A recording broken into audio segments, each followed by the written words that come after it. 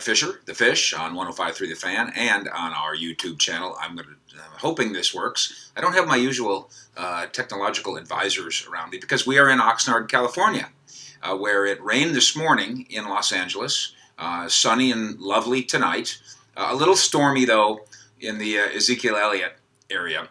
And maybe Zeke not being on the plane on Thursday for day one of camp. And again, there's no practice today. There's not even a press conference today. And technically, players don't have to report. They're not late until they don't show up on Friday. So we'll continue to monitor Zeke. As I call it, the Zeke out, freak out. Hashtag sell a t-shirt. I don't care. Like these guys sell t-shirts over at the Step Back, a Mavs podcast. They're selling t-shirts like crazy. And I'm very proud of my two illegitimate sons over there, Dalton and Matt. So tomorrow will be another freak out, Zeke out day, if indeed that is the case. But, some players came to town today, came on the team plane, on the charter, and are going out on the town tonight. Let's go to L.A. Why not? It's okay. They're adults. Be careful. Keep your eye on TMZ, because I'm not going to go watch them, but TMZ I'm sure will. And everything will be fine, I'm quite sure. And then tomorrow we'll have the Glory Hole press conference, the State of the Union address with Jerry and Stephen. Garrett and company, and then we'll get a Zeke update there. We'll continue to chase it, of course, today. On Wednesday night, I had two people who were close to Zeke Elliott tell me this is going to be fine. He'll be in Oxnard on time. That didn't necessarily mean he was going to be on the plane, and again, he was not. It does suggest that he's going to be here Friday, but we will see. It's certainly conceivable that Ezekiel Elliott, as Pro Football Talk said as a fact, reported as a fact, that he's going to hold out. It's possible. It's in your bag of tricks when you are where he is. We will see in the coming days whether Zeke actually did buy a one-way ticket to Florio Island. Meanwhile, Cowboys arrived. They get off the bus, and assorted team leaders, I think Travis Frederick was on this list, I think Jalen Smith was on this list, saying, hey, he's our brother, but it is a business. And it is a distraction. It is a distraction when your best player doesn't show up. And by the way, even though we're all well within our rights to not show up for work if we want to, Ezekiel Elliott is under contract. And the longer this goes, the more problematic it is for everybody, including him. We've reported here on the August 6th 30-day rule. Zeke's got to be here by August 6th, or else he cuts off his own gore tots. That would be unwise. For him, he would lose his accrued year towards free agency. That just would not make any sense.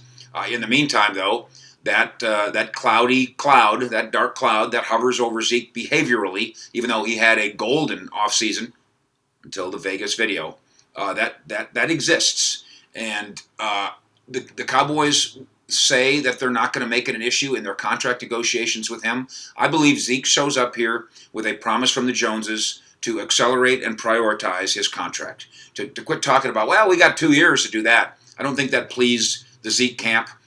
We've written, and you can go find this on the 105.3 The Fan website, we've written with the help of my buddy Joey Ikes, what I think is just a brilliant breakdown of how to do this. It's a 6-year deal, 5 years after this. It's $63 million on paper and in the headlines. And it guarantees Zeke the most running back money that there's ever been in total money. Guarantees him the biggest signing bonus there's ever been, and it puts his APY at not at 14 where Gurley was, but at 12.8 or something like that. This is doable. Just go read 1053thefan.com and you'll learn how doable it really is. We mentioned that Dak Prescott planned on reporting, and indeed he did, even though he's in contract negotiations. I'm going to tell you that when we think about Carson Wentz and $34 million, we think, oh, I bet you that sets the new threshold. I'm going to suggest to you that Dak Prescott is not going to demand that be his threshold. I think there's a number, and I think it's below 34, that if you did things right, and you made Dak Prescott understand you are an elite quarterback, and now the dollars say it is so, I think this thing will get handled here in the next few weeks. Amari Cooper is a maybe different kettle of fish, and the reason is because every time you turn around, there's another Cooper-level wide receiver saying, I'll take mine. And Michael Thomas in New Orleans is one of those guys, and he is a holdout in training camp, and that's done now. That's he missed reporting day. So So problematic in New Orleans with their great wide receiver. Michael Thomas, by the way, went on Twitter a couple days ago and noted that the Cowboys, according to Forbes magazine, were worth $5 billion. And Michael Thomas says, see, pay Zeke. Dude, young man, you need a better understanding for how the salary cap works. It doesn't matter how much money Jerry Jones has. That doesn't have any real impact on the salary cap. You know that Travis Frederick he thinks he's good to go, but he has every reason to start slow here. Just take it easy. There's plenty of time. Get back into it. I think he'll be fine. Tank Lawrence is going to start on PUP. You know that. You knew that all along. His target date, of course, is September. It has nothing to do with July. Meanwhile, our RJ Choppy swears that he saw Tank Lawrence down on Victoria Avenue pulling over to buy some berries. And Choppy looks over there, and that looks like Tank, and that looks like the berries, and it looked like a Bentley. We'll be asking Tank about his berries and his Bentley. And then two more guys that pop up. Noah Brown, I'm told, is going to start on PUP, short term, not a big problem. And then Tyrone Crawford will start on PUP, again, short term, not a big problem.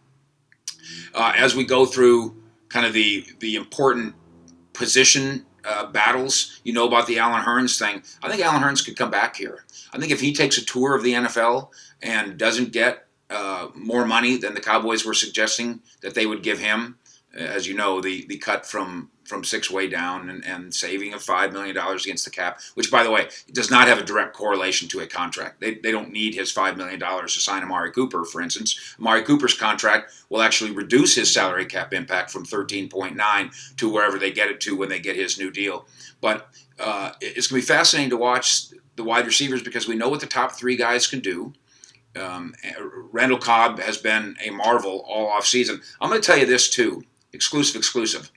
The guy who was on the practice field in the offseason, just out there working on his own or working with trainers or going to the weight room, the number one guy, Tavon Austin, number one.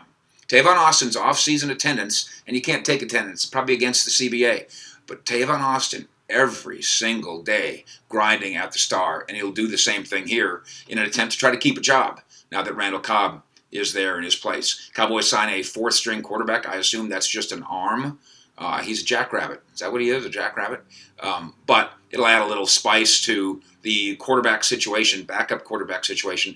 They're throwing a lot of darts here, and I don't know that they have an answer between Cooper Rush, and White, and now this kid. I don't know that there is an answer there. I don't know that if Dak Prescott went down in week 13, somebody go in there and bus drive a win for us. I don't know that we know that Cooper Rush or Mike White can do that. That'll be one of the things to watch here. Keep it on 105.3 The Fan. We are all day and all night, as you can see. It's nighttime here in Oxnard. And we live here, our entire crew, here for the entire time. And then I'll go to San Francisco, and then I'll zip back around the country, and then I'll zip out to Hawaii, and I want you to come with me. We'll do it on YouTube here. We'll do it on Facebook and on Twitter at Fish Sports. I'm on Instagram too. Again, just like this. I don't really understand it, but I'm there. I'm trying. Stick with us. We will keep you updated. Exclusives on the Zeke out, freak out here on 105.3 The Fan. Fish out.